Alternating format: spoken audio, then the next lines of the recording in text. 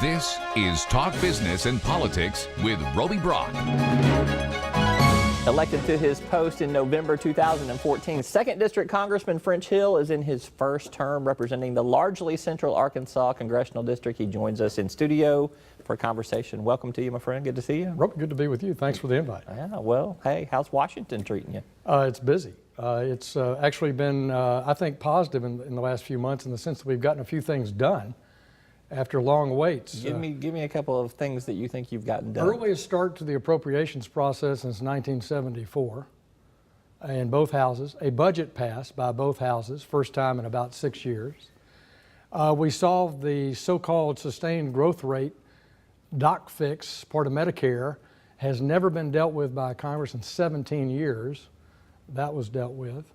So, you know, we've gotten a few things done so far, but in the meantime, I'm faced with a lot of frustration about still spending and accountability that frustrate me. You didn't think you were going to fix that in the first couple months of office, though, did you? I think we're working 240 years we've been working on accountability. All right, well, I want to come back to some of the things you haven't got done yet, but first I want to turn our attention to a little bit more current event. We have had some severe flooding in Arkansas with all the storms and everything that's come through. The Arkansas River has practically crested, and lots of damage done around. Are you concerned what might happen in terms of commerce with where the river is at this point in time? The port is virtually shut down. Yeah, and with water at these levels, our commerce there is no commerce. It's too dangerous to transport on the river. So I think the governor is dealing with some number of counties that have a preliminary damage assessment down in the Red River Valley, and then all along in the 2nd Congressional District along the Arkansas River. We need to get that preliminary damage assessment back and see what that might lead to. But I've talked to all the county judges.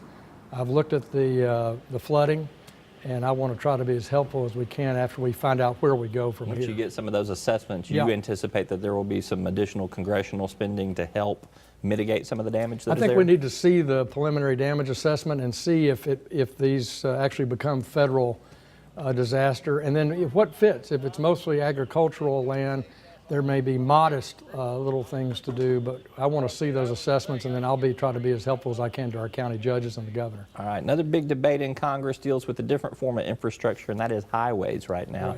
Right. Congressman Rick Crawford has basically said there seems to be some consensus brewing, at least among the Transportation Committee, that here's what we would like to do in terms of a highway bill. But the spending part of it goes over to the Appropriations Committee, which he doesn't have the accountability on. I know what the problem is. You got a gas tax that is not bringing in the revenue it once did and is not going to continue to do that. What's the funding solution? Yeah. Well, I think Congressman Crawford is right, is that people do want a 5 to 7 year highway bill. We haven't had one since the Bush administration. We want to do that so we've got some certainty in planning. I'd love to see some reforms in that spending, because we kept obligating the money beyond the fact that the gas tax was bringing in less. We kept spending it as if it was still bringing in a lot of money. So we need to be disciplined in how we obligate that money. The lack of funding is in the Ways and Means corner, Paul Ryan, and no one has proposed something that I think's got traction in the House or the Senate yet. This idea you hear about of repatriation of American earnings abroad, taxing that in some sort of a tax freedom idea. I believe Senator Corker has a proposal on that.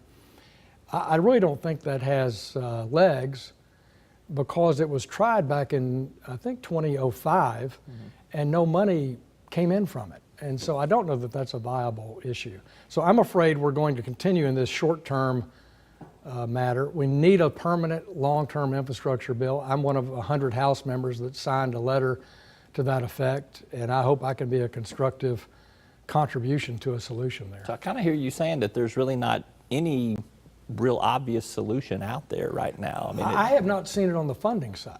I think Congressman Crawford's right in terms of how we would structure a spending authorization to benefit primarily roads and fine-tune that, but I have not seen that proposal. Well, that's got big repercussions for Arkansas. It does. They're already pulling highway projects, and a lot of the growth over the last year in the construction sector has been in highway construction. It's hurting jobs in Arkansas, it's hurting jobs in the country, and it's causing us not to be able to do the kind of planning we want in the 2nd Congressional District and across the state. All right. Well, I'm putting my money on you to find a solution. I want you to come back on this show when you've got something concrete that you can talk about. Let's talk about another thing on the jobs front. That's the Trade Promotion Authority. Allows for Congress to kind of have an up and down vote on any of these agreements that the president may enter into. Actually, a lot of Republican support for Trade Promotion Authority. The problem seems to be with the Democrats on this. Yeah. But the Republicans control the majority. So do you think that this comes up for a vote and passes, or do you think that it's more problematic than that? I think it comes up, but let's backtrack 1 second and define what is Trade Promotion Authority. Trade Promotion Authority is Congress setting out the rules for the executive branch to negotiate any kind of a trade treaty, bilateral between two countries or multilateral. And it's those rules that are essential. And I think voters and citizens ought to know that Trade Promotion Authority is not a trade deal. Right. It's the rules of a trade deal. Right. Right now, I believe they're short of votes in the Democratic caucus to support it. And I think we're making pretty good progress in the Republican caucus to support it. Do you support it? I do support it. Okay. I think Trade Promotion Authority is the way you set the rules on trade. Why do we want this? We want to open up markets for American products. Trade deals are not to disadvantage America. Trade deals are to break down tariffs and let Arkansas poultry, Arkansas rice go to foreign markets, let our manufactured goods flow to Asia. Right now we have containers that come full to America on the West Coast ports and go back empty.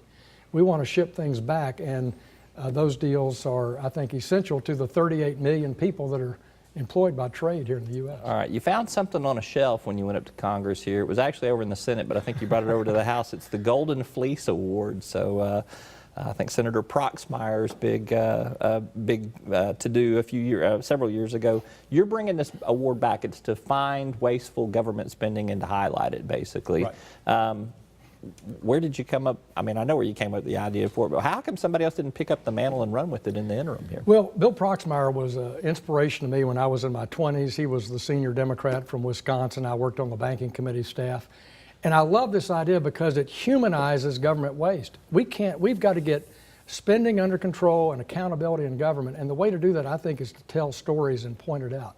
So I've been dealing with that with the VA here, for example, who is my initial Golden Fleece Award winner.